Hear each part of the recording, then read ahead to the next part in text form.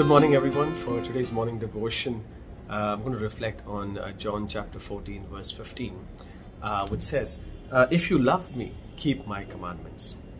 Now, what does it mean to live in the fear and awe of the Lord is something that we're going to discuss today. And because there are several manifestations when it comes to living practical manifestations when it comes to living a life in the fear of the Lord. The Lord has given us very, very specific commandments to live a life by, and He has clearly outlined them in His Word. And obviously, God is expecting us to follow those commandments, irrespective of the circumstances that we are in, whether it's good or bad.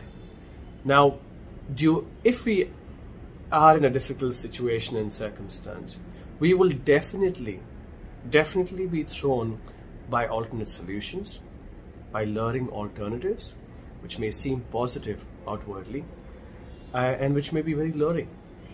But they are a part of man's plan and not God's plan.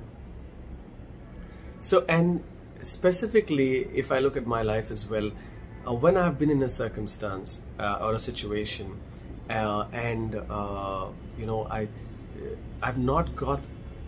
been waiting for the Lord to change that situation, to change that circumstance, and it's taking time.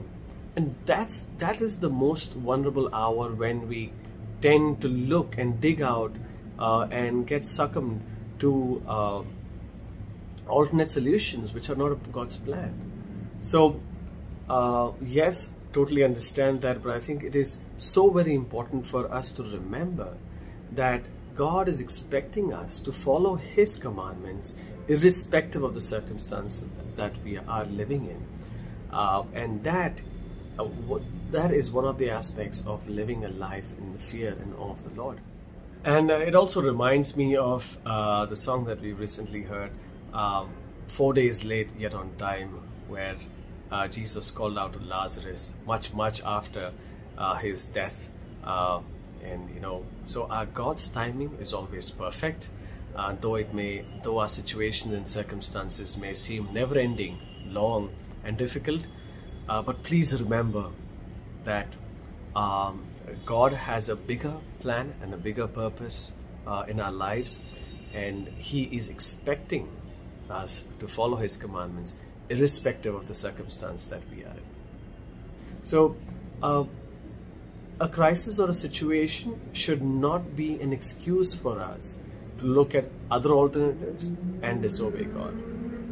So while we are at the beginning of a brand new week, even I'm going to reflect on an area where there is a disobedience in my life, and which is forcing me, or is leading me to disobey God's commandments. So let's reflect on that, and praying and pray that God helps us to remain well balanced, focused on His Word, and not give in to the circumstances, but continue to obey God in His clear commands that He has written for us.